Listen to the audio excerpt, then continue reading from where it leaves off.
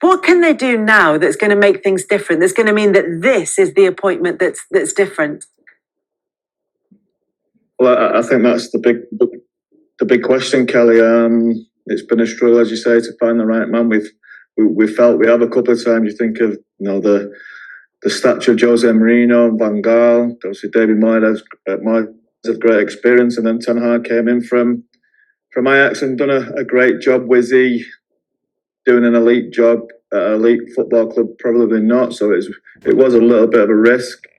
But as you say, there've been 4 or 5 different types of people that you always think you've got a chance with them.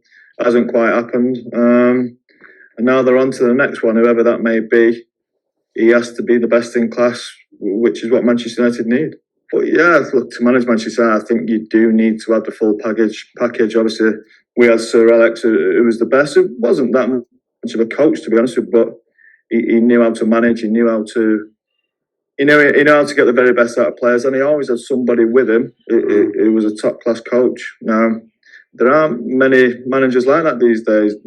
Managers are not managers anymore. They're more coaches. So these coaches have to do what they do on the training field. They also have to manage as well.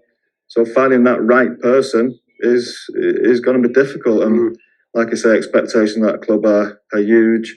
The last couple of years have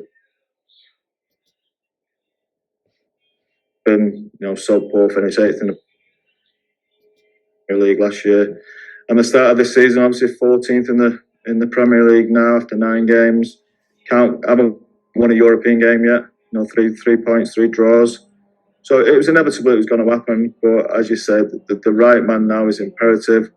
Whether that's a coach or a manager, normally a head coaches now, I think. So they have to do the homework. I'm sure they've been doing the homework.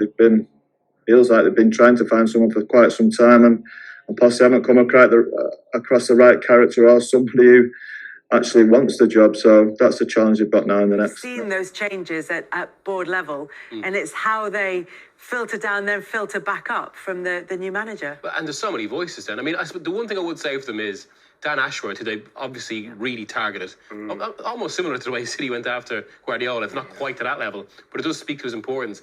He is considered one of the best in England, or one of the best in world football, at drawing up a technical plan. So it's exactly that kind of idea of what a club should look like in terms of structure. But now it's almost like, well, they can't. I was going to say they need to fast track it. That's probably the last thing they should do, given what United have been like lately. But they do need clarity, and I think that's where the benefit.